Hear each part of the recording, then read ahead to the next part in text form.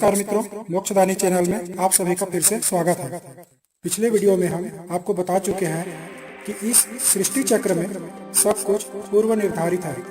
किसी अच्छे नाटककार ने कहा था कि ये दुनिया एक रंगमंच है और हम सब उसके पात्र। सभी कलाकार अपना अपना किरदार निभाने के लिए ही इस दुनिया के रंगमंच में समय के अनुसार आते हैं। उनमें से सायरन भी कोई भी व्यक्ति अपने मूल कार्यों को छोड़कर किसी दूसरे के हिस्से का अभिनय नहीं कर सकता, क्योंकि उसे जिस कार्य के लिए दुनिया रूपी रंगमंच में जिस अभिनय के लिए उसे भेजा गया है वह वही अभिनय करेगा। अगर आप हमारे चैनल पर नए हैं तो इस चैनल को अभी सब्सक्राइब कर लें, क्योंकि इस चैनल पर सायरन से जुड़ी और भविष्य की घटनाओं का पूर्वाभास से जुड़े अपडेट आपको मिलते रहेंगे। अब आगे जो ब्रेकिंग न्यूज निकल कर आ रही है उसके अनुसार सायरन जून जुलाई में दिल्ली पहुंच चुका होगा। अगर सायरन हिंदुस्तान के दिल अर्थात दिल्ली में मौजूद है तो वह दिल्ली में अब क्या करने वाला है। आखिर उसे अपना घर बार व्यापार सब कुछ छोड़कर दिल्ली आने की जरूरत क्यों पड़ी। क्या सायरन दिल्ली को अपना कर्म भूमि बनाएगा या फिर दिल्ली से देश की सत्ता को अदृश्य रूप से चलाएगा, या फिर विधि के विधान से दिल्ली आया है। समय कब क्या और कैसे खेल दिखाएगा ये किसी विरले को ही पता होता है। नास्ट्रेडमस की भविष्यवाणी के अनुसार सायरन का नाम ह, श या म से होना चाहिए, और जब वह दिल्ली से देश की बागडोर को अपने हाथों में लेगा तब वह अधेड़ उम्र का अर्थात 45 से 55 वर्ष के बीच का हो चुका होगा। तो क्या सायरन दिल्ली पहुंच चुका है? नास्ट्रेडमस ने पहले ही बता दिया है कि सायरन न तो कोई राजनेता होगा और न ही किसी पद में होगा, अर्थात वह न तो प्रधानमंत्री होगा और न ही राष्ट्रपति होगा। अभिषेक सिंघल, जिसे भारत का नास्ट्रेडमस कहते हैं, उन्होंने भी एक टीवी चैनल के हवाले से कह चुके हैं कि यह शख्स न तो प्रधानमंत्री होगा और न ही राष्ट्रपति होगा, बल्कि वह एक आम नागरिक के रूप में होगा जिसे एक राजनेता दिल्ली लेकर आएगा। तो क्या वह समय आ चुका है? आखिर सायरन कब तक दिल्ली पहुंचेगा? इस बात को भी लेकर अभिषेक सिंघल ने दावा किया है कि वह इस वर्ष 2020 की जून या जुलाई के महीने में दिल्ली पहुंचेगा। नास्ट्रेडमस के अलावा सायरन को किसी ने भी उसके असली रूप में नहीं देखा है। जिस तरह से यूट्यूब और मीडिया में सायरन के आने की सुगबुगाहट तेज हो रही है, उससे तो यह प्रतीत होता है कि वह क्षण आ गया है जब सायरन दिल्ली से देश की सत्ता की बागडोर को अदृश्य रूप से अपने कंट्रोल में लेगा। आखिर यह सब कैसा करेगा, अब इसके बारे में जानते हैं। जिस तरह से विमान को ऑटो पायलट मोड में डाल देने पर विमान को नियंत्रित करने की जरूरत नहीं होती, उसी प्रकार से सायरन देश की सत्ता को बिना हाथ लगाए अपने मानसिक और आध्यात्मिक शक्ति के द्वारा कंट्रोल करेगा। अच्छे दिन आने का प्रधानमंत्री ने जो सपना देशवासियों को दिखाया है वह ऐसे ही जुमले में नहीं बोल गए थे।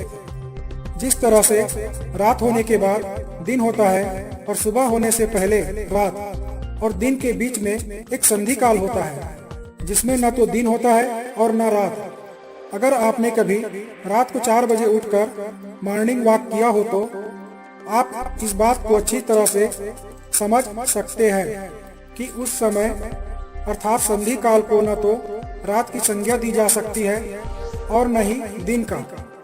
आज हम उसी संधि काल की बेला से गुजर रहे हैं। जिस तरह से देश में परिस्थिति बनी है वह देश की सरकार, मंत्री और प्रशासकों के नियंत्रण से बाहर है। सभी भगवान भरोसे बैठे हैं कि कब कोरोना का यह संक्रमण समाप्त हो तो लॉकडाउन खुले और इस देश की आर्थिक गतिविधियां सामान्य हो सके।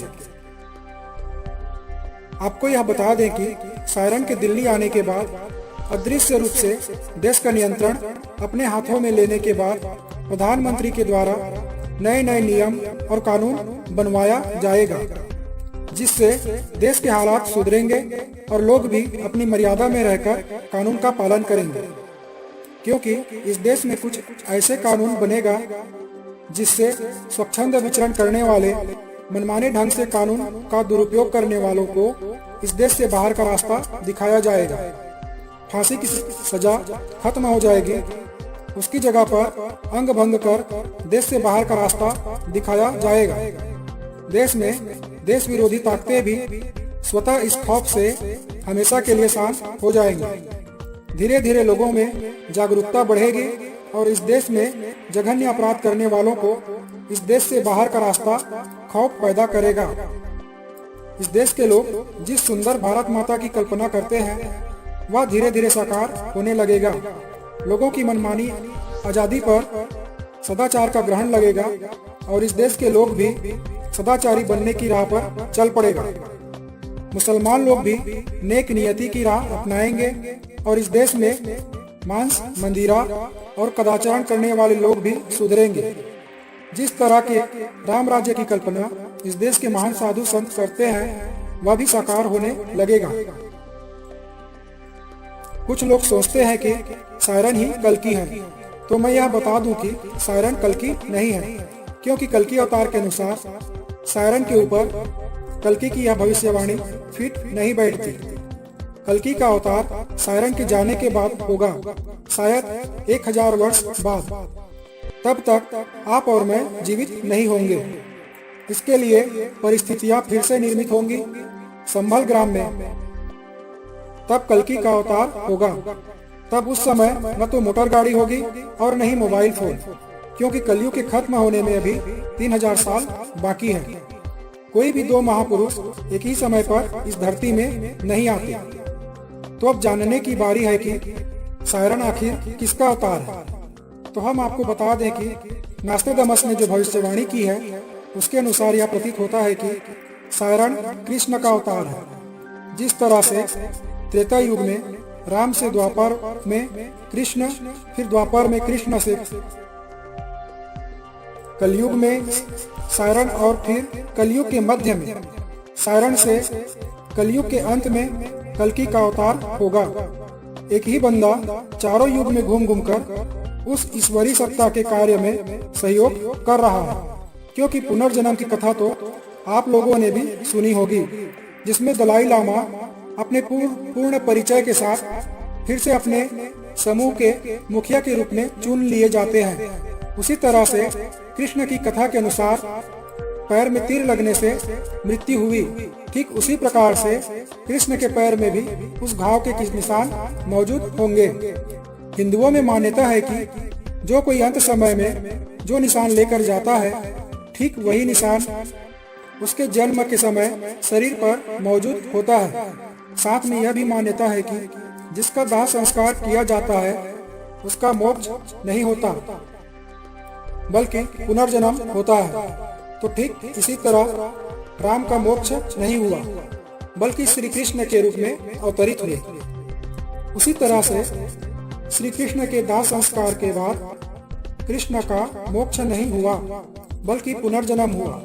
क्योंकि श्री कृष्ण के शरीर को जलाने के बाद भी उसके शरीर का हृदय वाला भाग पूर्ण रूप से नहीं जला और उसे नदी में विसर्जित कर दिया, जो कि उड़ीसा के समुद्र के किनारे वह आज जगन्नाथ के रूप में पुरी में विराजमान है। और अधिक जानकारी के लिए YouTube पर जगन्नाथ की कथा के बारे में सर्च कर सकते हैं। सायरन के रूप में आगे भी सायरन का पुनर्जन्म होगा कल्कि के रूप में। उसके बाद ही मोक्ष धाम को प्राप्त होंगे, क्योंकि जब तक भवसागर में भक्त रहेंगे तब तक भगवान को भक्तों की रक्षा के लिए इस धरती पर आते रहना होगा।